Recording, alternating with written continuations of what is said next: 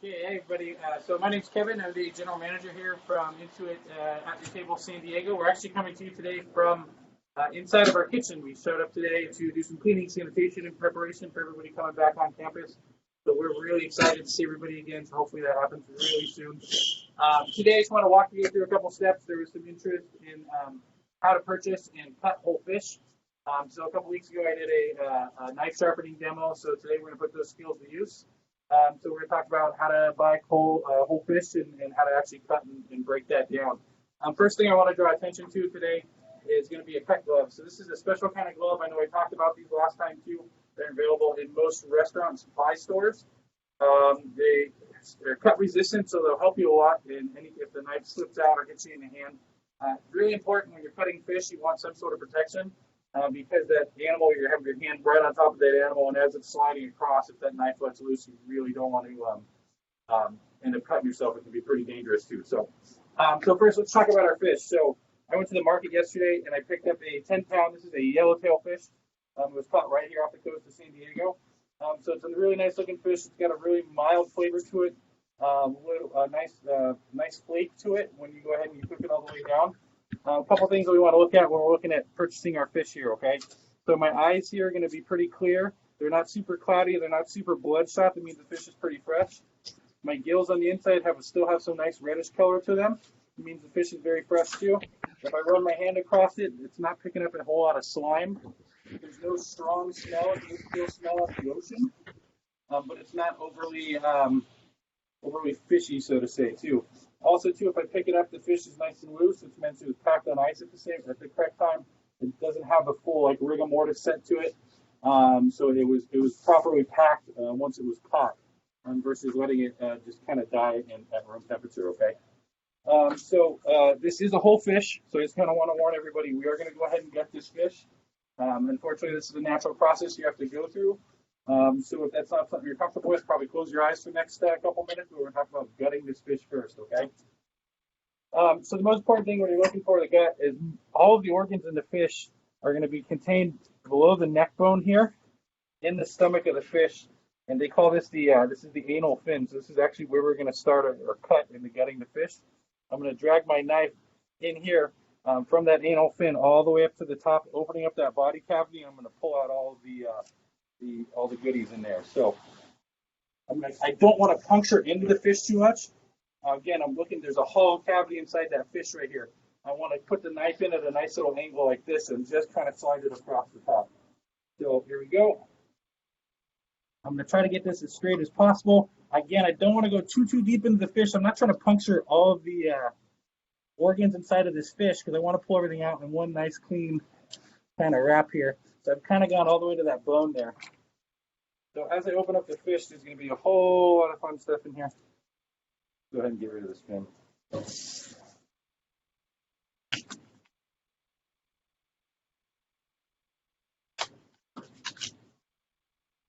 Make that a little bit easier. So now I have the inside of this fish opened up. So I'm going to go ahead and slide my finger along the cavity inside here. And I'm going to go ahead and get everything going. I'm going to pull from the back. I'm going to start to pull out all the guts here. This is part of the swim bladder on that fish.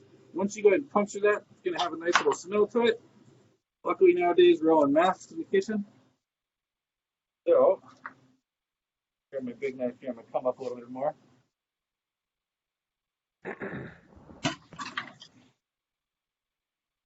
And again, now I'm just reaching in. I'm getting all the inside of the fish torn out. I'm going to go ahead and grab my knife and kind of cut a lot of that free so I can pull that fish out, pull the guts on that fish out.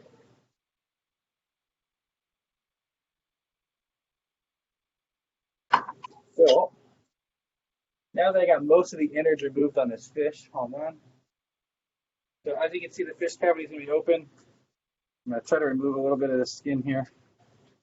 Anything that'll come out, I'm not really getting much of it, so I'll leave it intact. Okay, so I got most of my guts out here. So now what I'm going to do is I'm going to take this fish over to the sink. I'm going to go ahead and rinse them out. Excuse me real quick. So want to do is I want to run some water into the cavity of the fish, get a lot of that blood off of them.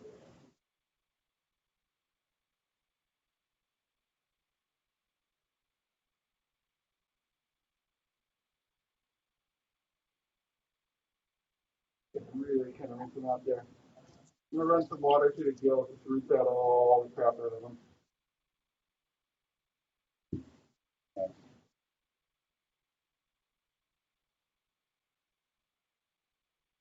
Hand the rinse there. We'll come back and clean that sink in a minute.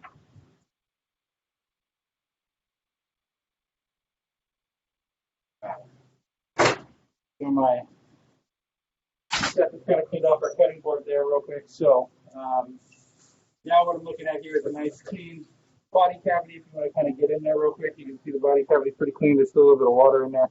We're going to go ahead and take care of the rest of that when we fillet the fish. So, all right. So now when we want to fillet the fish, so what we're going to do, I'm going to come behind the fin here, and I'm going to do a biased cut, which means the knife, instead of going straight down, is going to be at an angle. And I'm going to come into the neck bone here and to the back of the fish, trying to preserve as much meat on that fish as possible. So we'll go ahead and I'll make my first cut initially into the fish here. And I'm going to go, now if everybody's with me here, get the bone out of the way.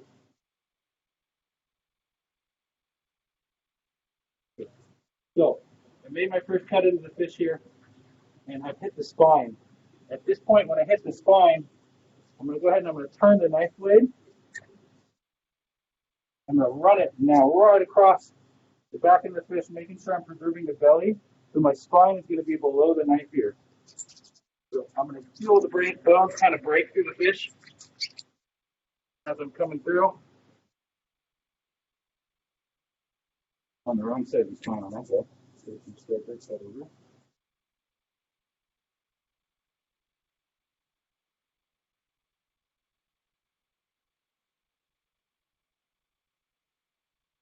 Okay, so now I'm on the right side of the spine. Bring my fish blade back, and I'm cutting through the bone still. Got my hand flat so it doesn't slip out of me.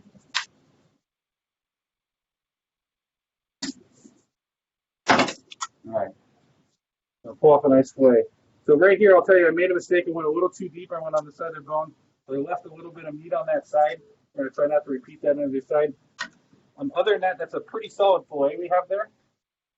So I'll show you how to trim the rest of that in a second, okay? So now we're going to go ahead and flip this fish over. Do the same kind of cut. I'm going to come in under this bone in the back. Go down to my spine. Make my turn. Make sure I'm clearing my belly meat there. I'm sliding my knife nice and along the spine on that fish. Nice and flat. Hit a little bone there. All right. Coming through, much better cut on that side, but left a little bit of meat. But other than that, you can see real thin. I just kind of made the mistake on that first cut there. That's all right. We're going to go ahead and throw that boy off to the side. It's a lot harder to do in a mask. I don't know if it's sliding up on me here. But we're going to go ahead and wipe off our knife here. We're going to go ahead and clear some of these wet spots here. And again, none of that juice, meat, or blood is necessarily bad. It's not appetizing looking, so we're going to get rid of that. All right, so now that I have my fillet here, okay, there's some spine bones that would be the root bones here.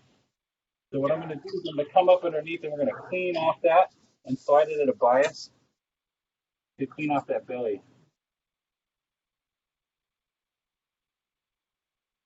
Come in.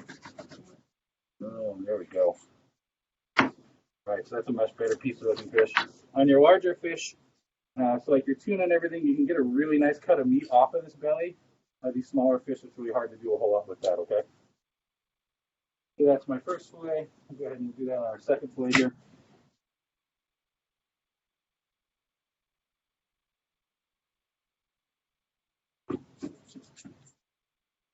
So as you can see, here's a good example of what I just cut off. You see those bones right there? So I came in on the back side underneath those to get those bones out of the way. Again, too, I found a couple right there. Slide that knife right under. All right, cool. That was a really nice looking piece of fish. We didn't grab the tweezers, did we?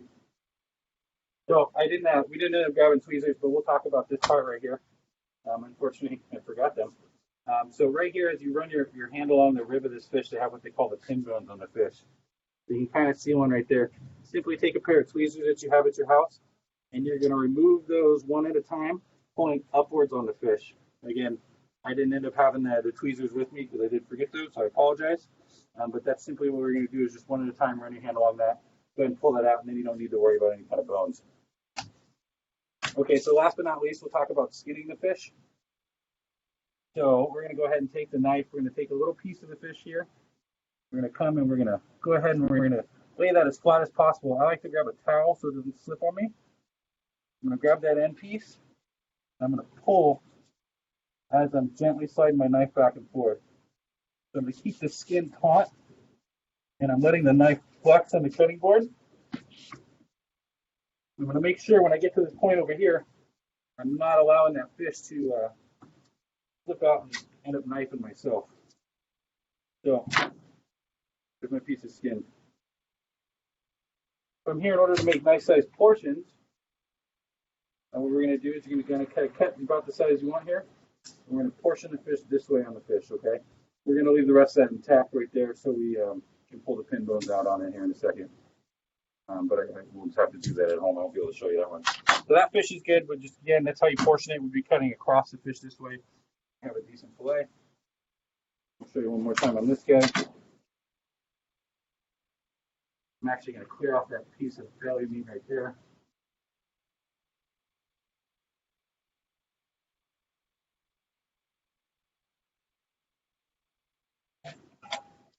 Right. One more time, I'm going to come up a little bit so I get the very thick part of this fish here. Again, grab my towel.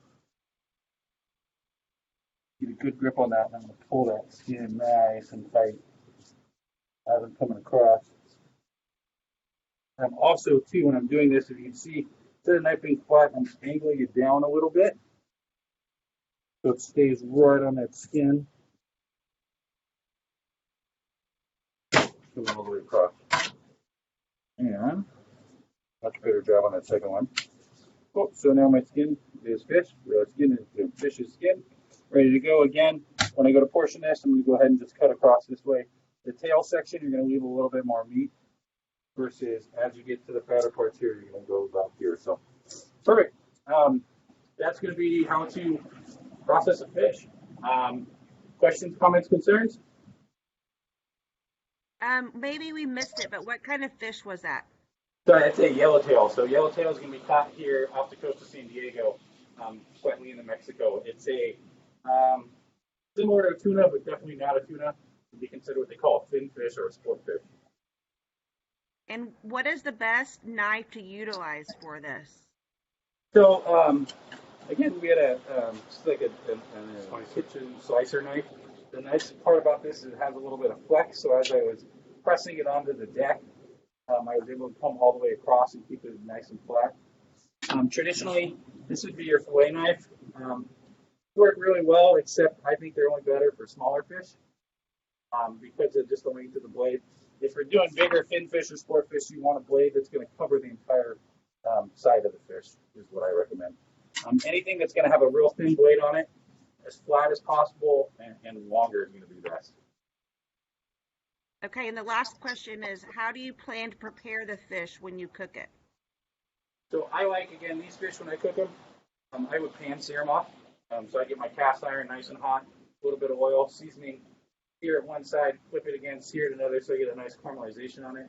Other things you can do, bake them would be good. You have to just be careful. It's a thinner fish here, so if you bake it, you don't want to overcook it. Broiling it too, a little top-down heat on your bottom drawer would be good. Get that caramelization on it too. Goes really good with itself. If you do the pan sear option, I recommend just hitting it right before you pull it off. A little bit of white wine lemon juice usually does the trick, and it'll kind of soften up the fish and make it real good.